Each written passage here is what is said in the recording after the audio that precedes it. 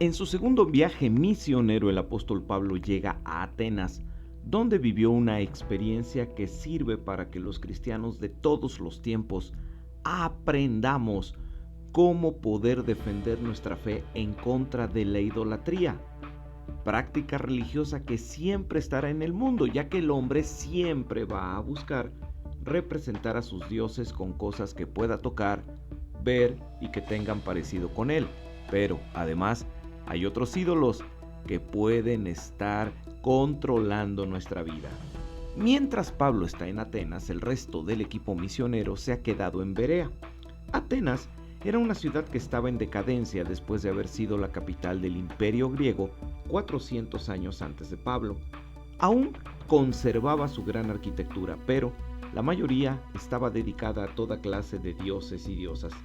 Atenas, en los días de Pablo, aún era la capital intelectual del mundo.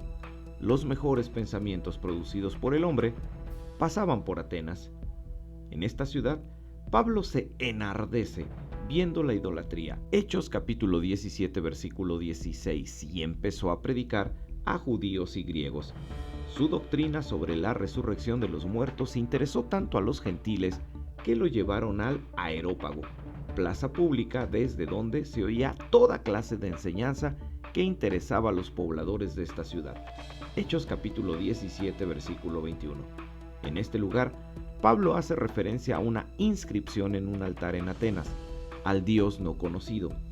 Pablo usa esto para presentarles a ese Dios que ellos no conocían, al Dios creador, y les hace entender que como creador está por encima de todo, así que no puede habitar en templos hechos por manos humanas.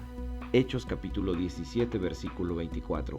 El Dios creador no necesita la adoración de los hombres para existir. Hechos capítulo 17 versículo 25. Además de que Él es quien da vida a todo lo que existe. Hechos capítulo 17 versículo 25. Y además es quien regula la existencia en la tierra. Hechos capítulo 17 versículo 25. Por lo tanto, no es una imagen. Hechos capítulo 17 versículo 29. Así que es un absurdo representarlo con algo porque nada lo puede representar. De acuerdo a esto, cualquier práctica de idolatría es carente de toda lógica. Es un intento de quitarle lo divino a Dios. Es dejar de verlo como Dios es y tratar de verlo más humano.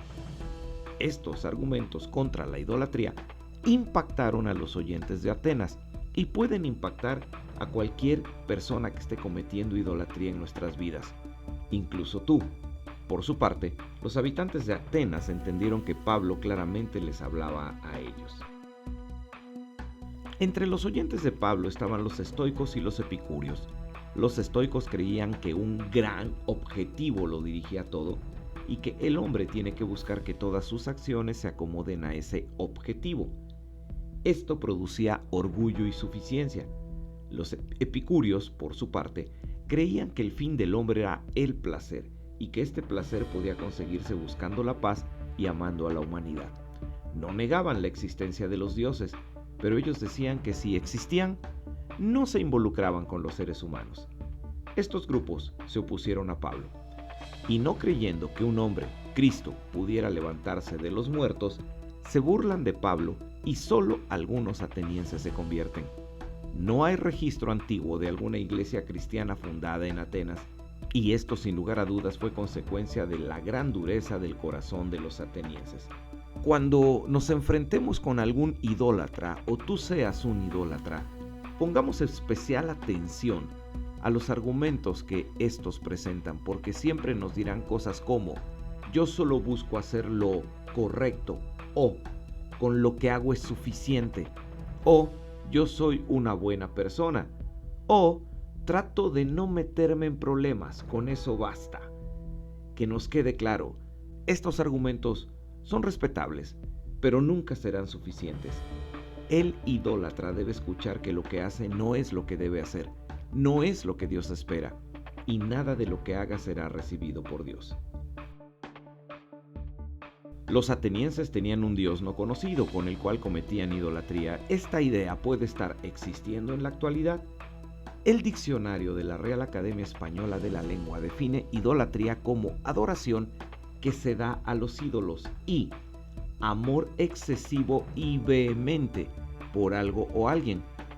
Pensemos ahora como cristianos, ¿cómo nos sentimos cuando vemos a personas desfilar tras una imagen que no pueden ni ver, ni oír, ni hablar?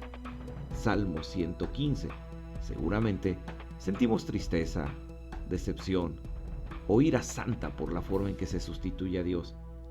Pero si idolatría es amor en exceso, entonces, ¿qué debemos sentir cuando como cristianos nos damos cuenta de los pecados de nuestros hijos y se los toleramos? ¿Qué debiéramos sentir cuando dejamos de asistir a la iglesia bajo cualquier pretexto? ¿Qué debiéramos sentir cuando ignoramos cualquier mandamiento de Dios porque así nos conviene? ¿Nos enardecemos ante esta idolatría? ¿Nos enojamos ante la idolatría que estamos cometiendo? ¿O seguimos practicando la idolatría? ¿Nos damos la libertad de adorar al trabajo, a la familia, a los hijos o al dinero? ¿O a cualquier otra cosa? Y pensamos que si ignoramos nuestra idolatría, Dios también la va a ignorar.